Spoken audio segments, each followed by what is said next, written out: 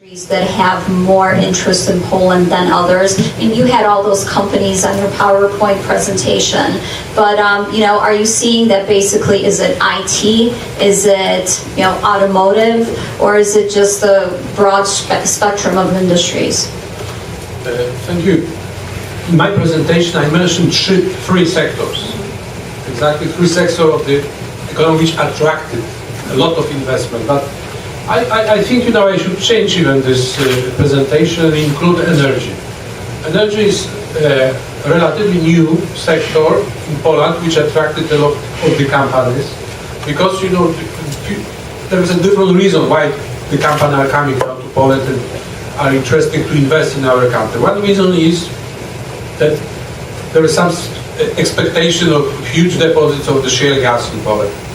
That recently, there's a new phenomenon which is nicely developed in the United States. Now the US energy market, United States produces so much gas that there is no need, to import, to build more coal-fired power plants. There is no need, even very difficult to build nuclear, because the gas is so cheap and most available that it allows United States to stop import of gas too. There was a LNG terminals built in the United States over many seaports, and expectation was that there will be need, to import more gas here. But after finding the shale gas and finding the technology to exploit this gas and bring this gas to the earth, there is so much supply of gas. For Poland, it is a very important factor, because we are much dependent on the gas imported from Russia. And I mentioned that we have some problem in the past with supply and of the gas, and the gas was used as a political tool sometimes in relation with Russia. Once we will have proof that there is such a huge reserve of shale gas in Poland, it could be a game changer, So it could change all the geopolitics in Europe actually, because Poland could be not supply the gas for itself, that will be sufficient in gas, but could also export this gas. So many companies are coming to Poland, they are looking, American companies, they are looking, exploring the possibility of finding this gas. According to the American Energy Information Agency, the deposits of coals in Poland, of gas in Poland, could be so huge, but it was the largest in Europe and one of the largest in the world. So we're receiving a lot of the investment in gas sector. Another energy sector which attracted a lot of the investment to Poland is renewable. We have many companies from the United States which are building wind power plants in Poland, so-called wind farms. We have the... Hi, I'm Csaba Zonger, and this question is directed to Miklos Martin Kovac, and of course Mr. Kowalski can weigh in on it if he would like. In light of the tremendous brain trust that exists in both Hungary and Poland, combined together, it's possibly correct to say that it's pretty much unique in the world in terms of its high level and importance. Is there any effort to partner with Poland and also with the EU and potentially with the United States in terms of drawing and attracting investment to create more local R&D, which is a tremendous opportunity for the two countries to progress into the future? I know that this topic was actually mentioned recently at an EU Hungarian Academy of Sciences forum, and my question to you is that how much work, or has there been any progress in moving toward that direction? Well, if I understood it well, you're asking about the efforts in Hungary and in Poland. I can talk a little bit about the efforts in Hungary. Yes, there are different efforts on different levels.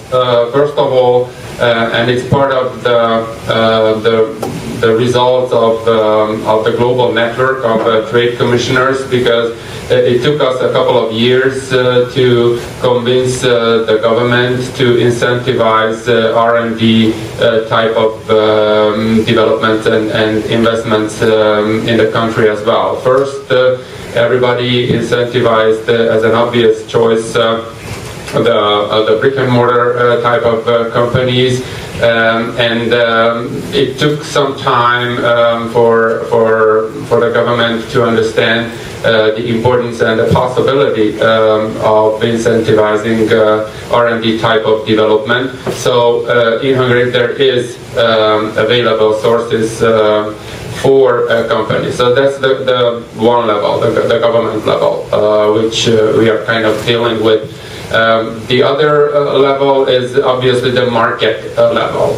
A good example is Morgan Stanley. Morgan Stanley went to Hungary because they were looking for PhD mathematicians to do their fixed income type of research for the global operation.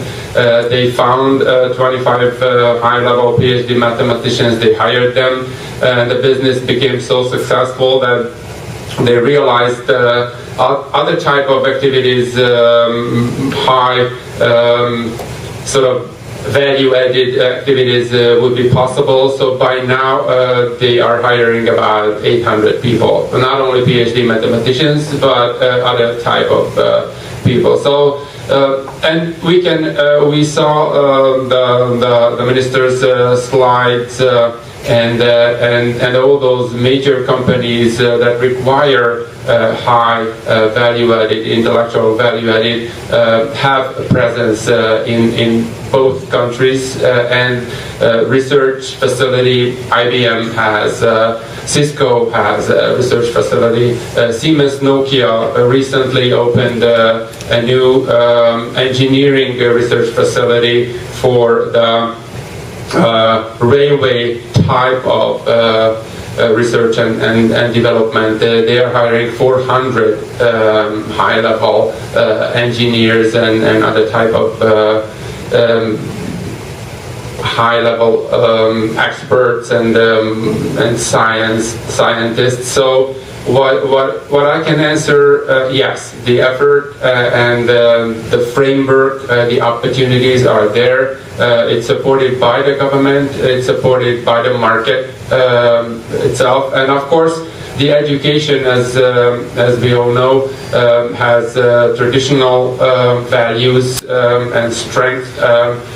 The cost structure is still, I hope it's gonna stay that way, still more preferable than let's say in the United States. So it's cheaper to get a high level diploma, to put it very simply. So actually, I think all those university centers are providing more and more bilateral and multilateral activities and platforms for exactly what you were asking about. Investment and American investment to establish more R&D jointly. Many of the things I will share, I think the same opinion I share as Mr. Kovac regarding the development of R&D activity in Poland. I think similarly as it is. So it is driven by three forces, major forces, I would say. One is that the government is trying to be more active. Actually, in terms of Poland, the expenditure on R&D were relatively low, much lower than in every country of the European Union, but the government is determined to change, the situation. For example, 2 days ago there was an announcement by the Minister of Higher Education, Professor Kudrycka, that Poland is going to spend 30 million Polish zloty to educate 500 Polish scientists, engineers in the United States for 2 months. So the engineers and scientists, programmers who are just researchers, they will be sent to the Stanford University, MIT programs for 2 months to learn how effectively run the research and development activity and how to commercialize that activity, because in our country it's not maybe sometimes